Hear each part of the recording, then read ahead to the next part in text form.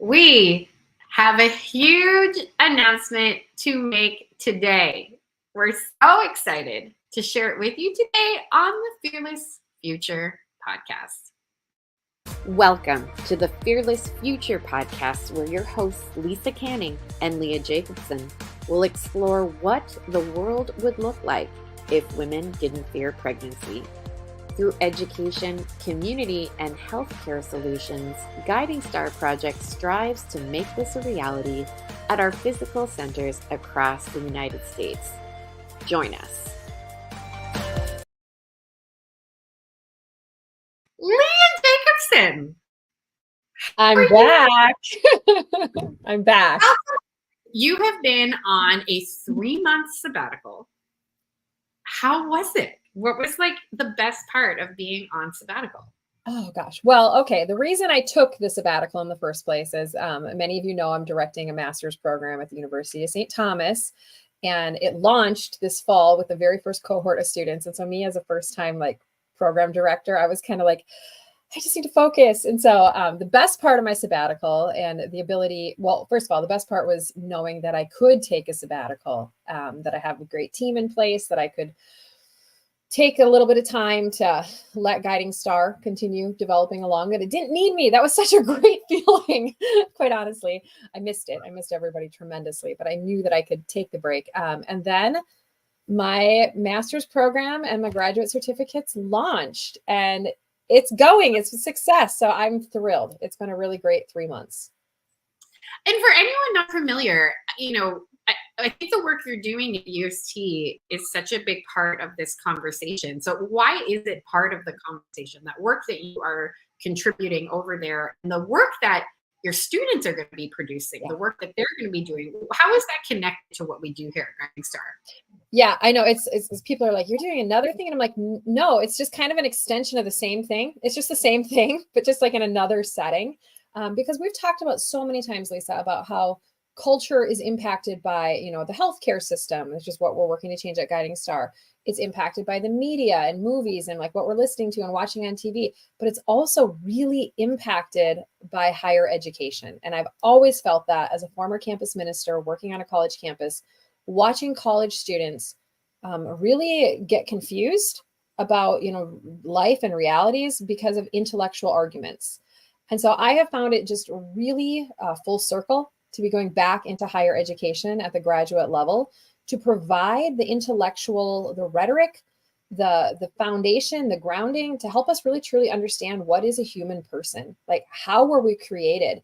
And I love that they allowed me, somebody from with a healthcare background, to step in, because I think a lot of intellectuals like to philosophize and theologize, like this is the theology of it, and this is, but there's a real rawness of just the body. Like our bodies are speaking to us always. And so they let me put some biology into this master's program it's a master's in Catholic women and gender studies. And so we have a sexuality and gender certificate.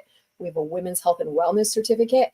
And we're talking about just the beauty of the human body. And it makes me so excited because I think that's kind of been missing in the academic conversation, the reality of living in a sexed body, that we're dimorphic human beings. There's two sexes, and that we complement, and that we work together. So it's exciting. I love the work I'm doing.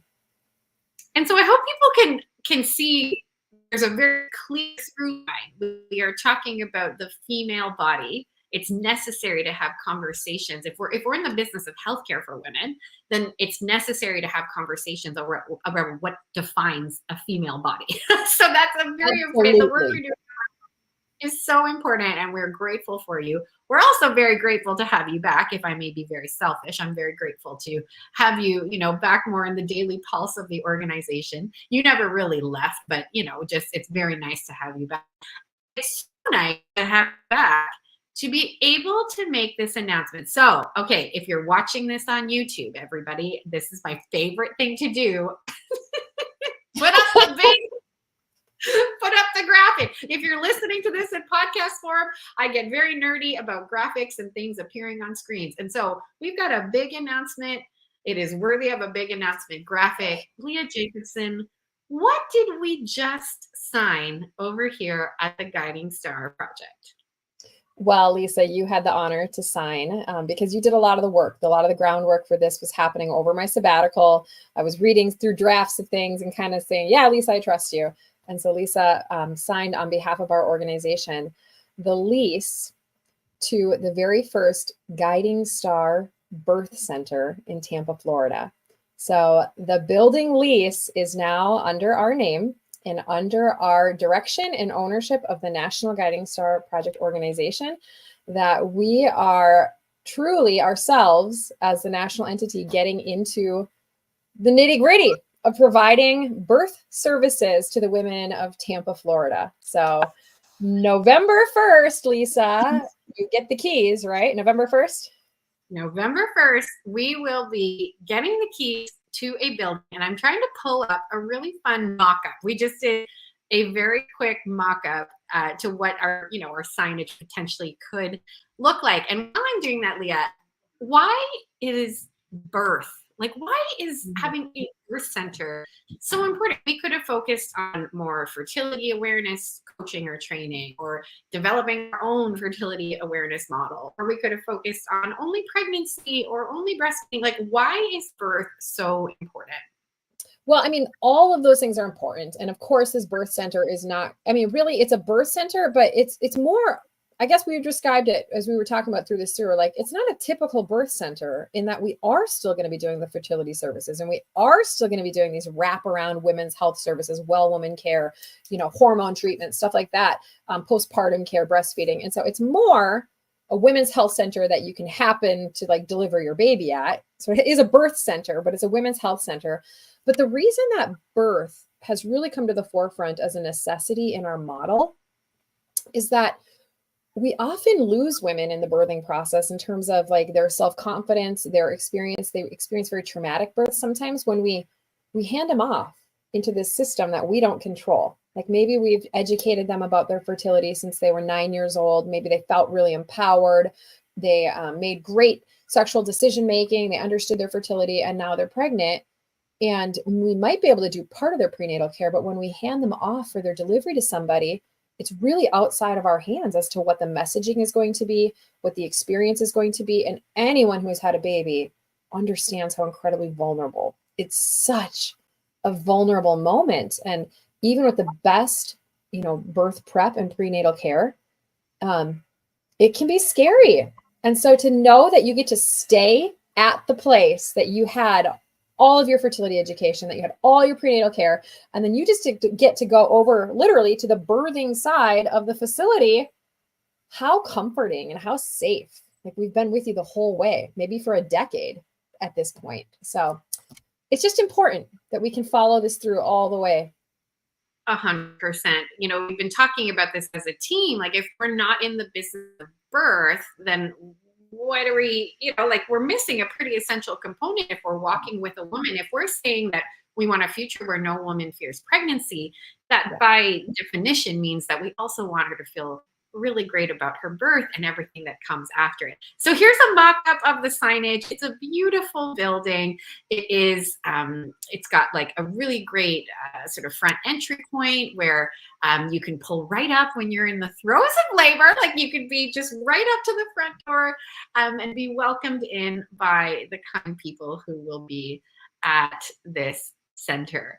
I do think it's important to note, Leah, that we have inherited an incredible space. And so the organization that was there before us, we really just want to say thank you for laying the groundwork. There was a birth center there established for, if I'm not mistaken, 20 years.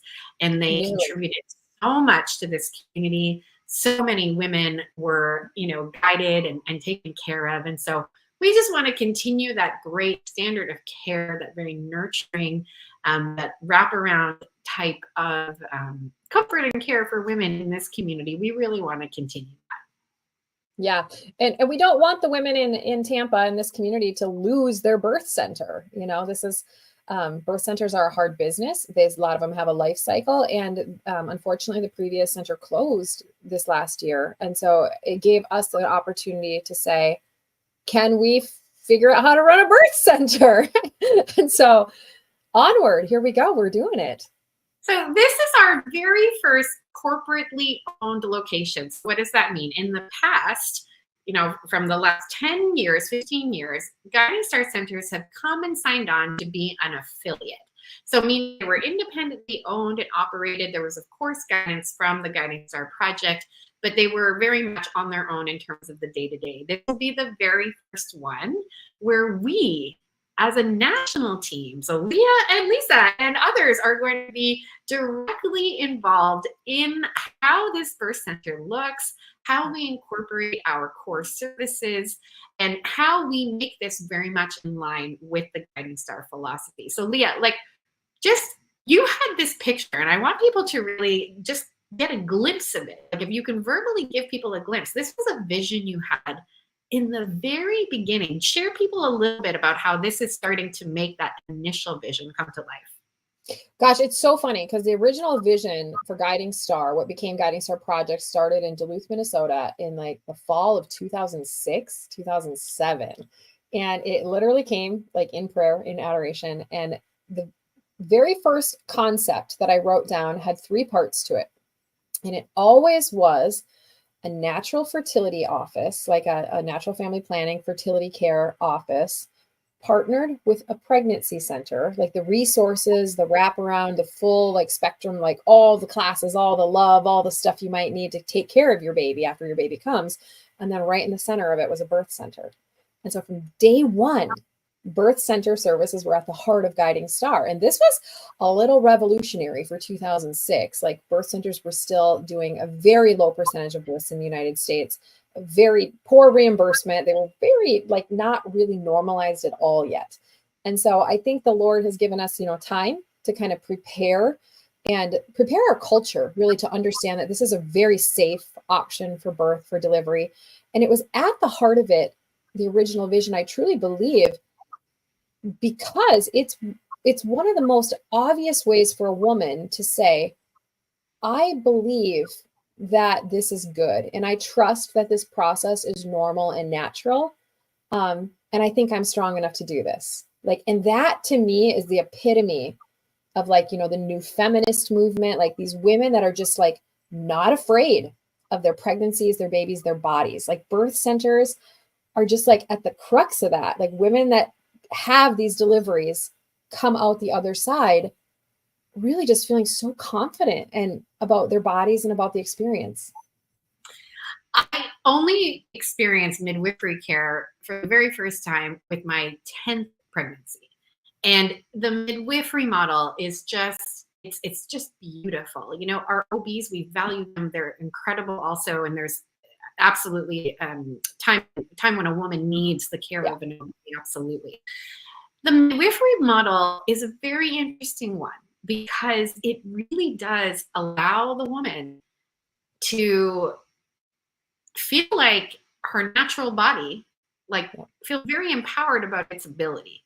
The midwife, in my case, I gave birth in a hospital because they were worried about preeclampsia, unfortunately, at the end of my pregnancy.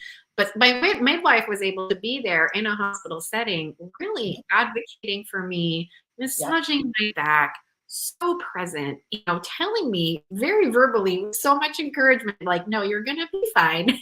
You're not going to make it. You're going to make it. You can do this. You're not going to give up in the middle of it. All the things that go on when you are in those very intense, intense contractions.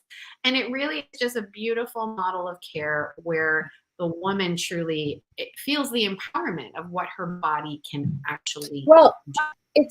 And this is, as a lactation consultant, we talk about baby-led weaning and baby-led breastfeeding and allowing, the baby and the mother to lead the process. In a midwifery birth situation, it really truly is a mother-led experience. The woman's body is telling the providers where we're going. The body is doing its thing, and we're not going to get in its way. We're not going to say, oh, well, your water broke, 24 hours ago. It's trusting this process is good inherently, and we're watching for things to go wrong. If something does go wrong, we absolutely are going to access, the help of an OBGYN. But most of the time, it's not going to be a problem. And it gets us much closer to, the World Health Organization standards. It gets us much closer to the maternal mortality rates that we're hoping to get in our country. It's a healthier, safer experience for most women. And I think that's just something that's not well known yet. I think people still are not sure about it, but that's the reality. My 10th baby, it was not even on my radar as an option. I had 9 babies and then realized, oh, wow, there's a whole other option that I can explore. Speaking of midwives, Tammy, our incredible midwife, unfortunately couldn't be here with us. So I am going to share a video that she recorded in time for this presentation. And so bear with me. I'm just going to find it. Here she is. Tammy's a rock star. And I think that's the reason we're so confident about going into this, because we know we have an amazing midwife at the helm. She's amazing.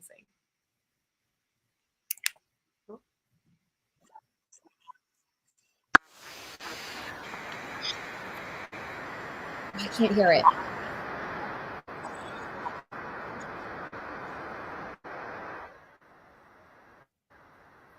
Lisa, I can't hear it.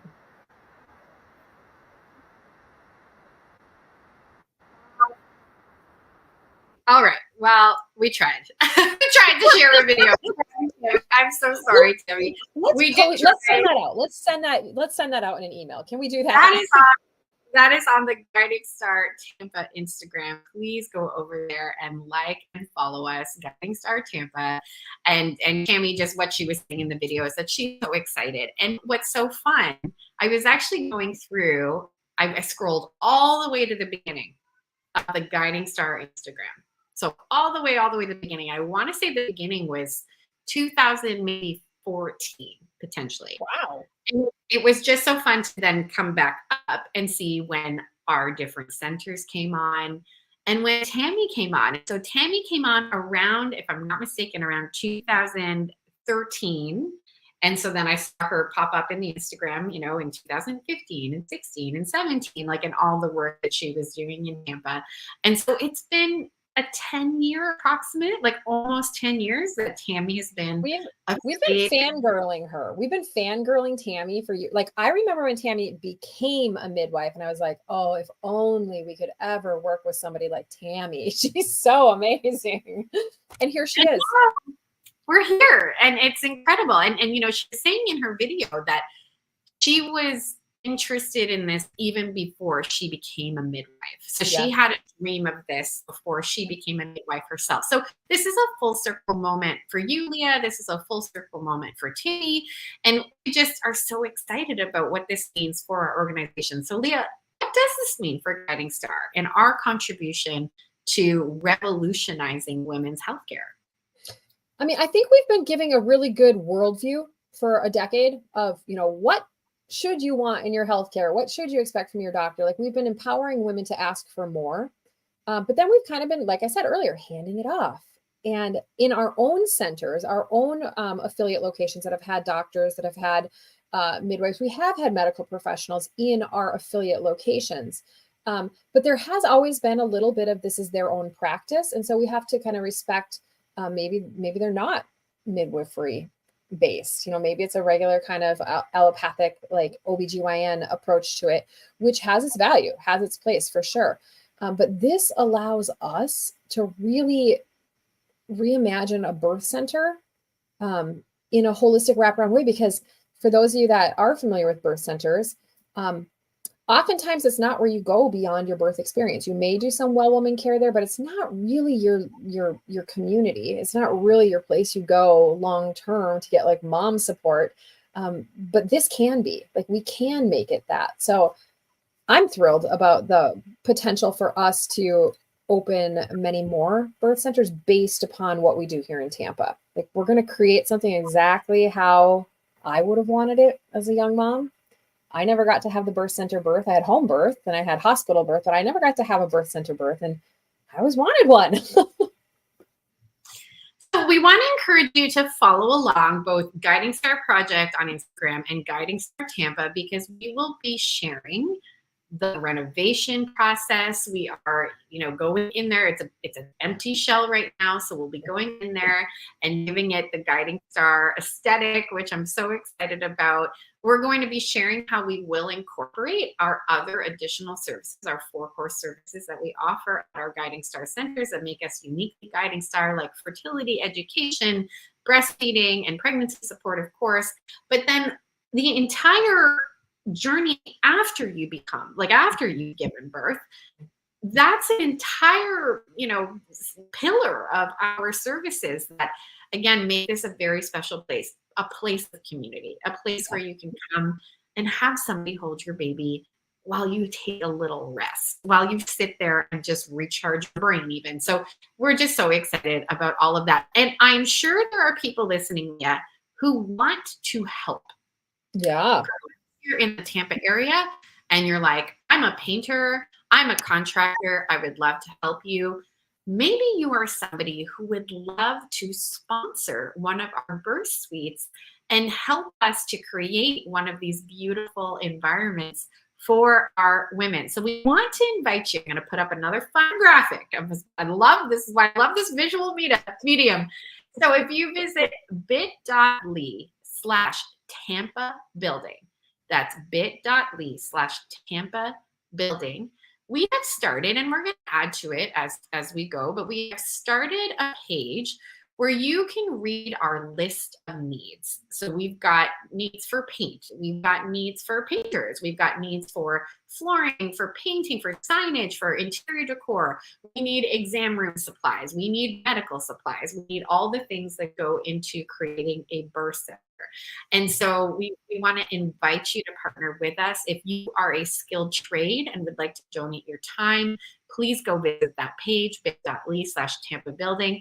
If you would like to donate financially to support us in creating this space, please go visit that page.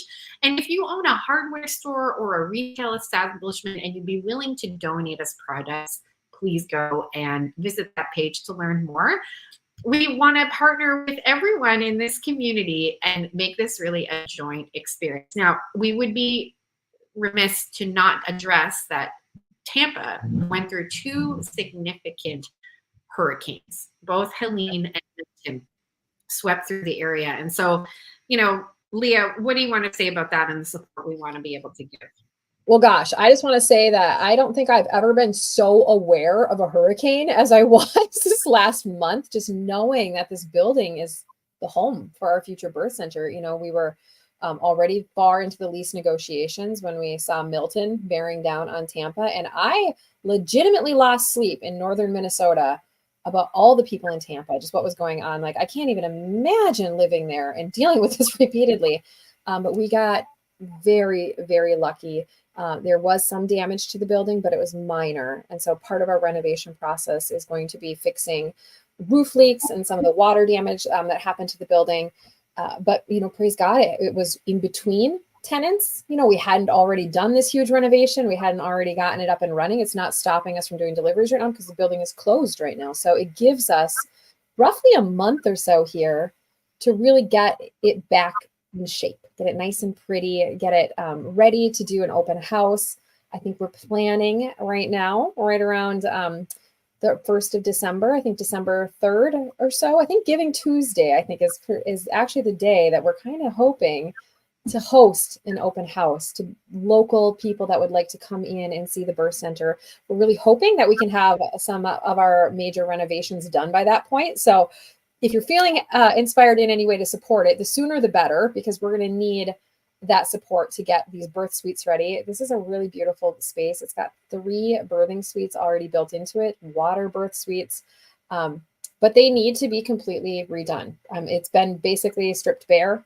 So it's kind of, an opportunity to sponsor one of those 3 birthing center or suites. There's only 3 of them. So $10,000. If you really want to sponsor one of them, please be in touch with us because those will go fast, I think. So it's going to be a busy month, Lisa. Thank goodness you have HGTV background with renovation shows because you're about to do like those renovation shows. It's always like 24-hour extreme makeover. And you're about to be like, boom, birth center makeover.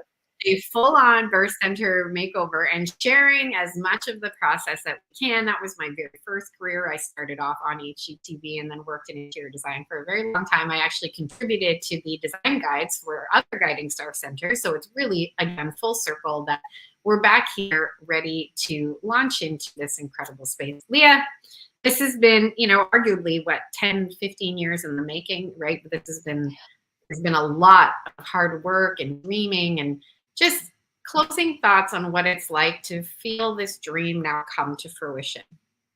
Oh my gosh, it's just kind of fun. Like, it's fun knowing like these keys are about to be in our hands. like we get to work. The last 10 years has been incredibly gratifying watching others around the country take this vision and like bring it into fruition. And I've been supporting many centers, many locations, many people as they have like put this vision into action. But I never got to. And so now it's like I get to be part of this one in a really tangible way. And I'm thrilled. I'm so thrilled. And I'm thrilled for what this is going to mean for Guiding Star as we expand as an organization across the country. We're setting a standard for birthing centers with this first corporately owned location in Tampa, Florida. Please continue to support all of our existing Guiding Star centers around the country. Support your local centers. Continue to give them their love. They are doing such incredible work. I'm just so proud of everything that we've already done in the last 10 years to serve women. But I'm really excited to take it another step forward now. Oh, it's just going to be so much fun. So thank you so much for listening or watching. Leah Jacobson, welcome back. Welcome back to the podcast. Welcome Thank back you. to Guiding Star. And just, we are excited to invite you along this journey with us all as we build a future where women do not fear pregnancy. Here's to a fearless future. Everybody have a great day and we'll see you next time.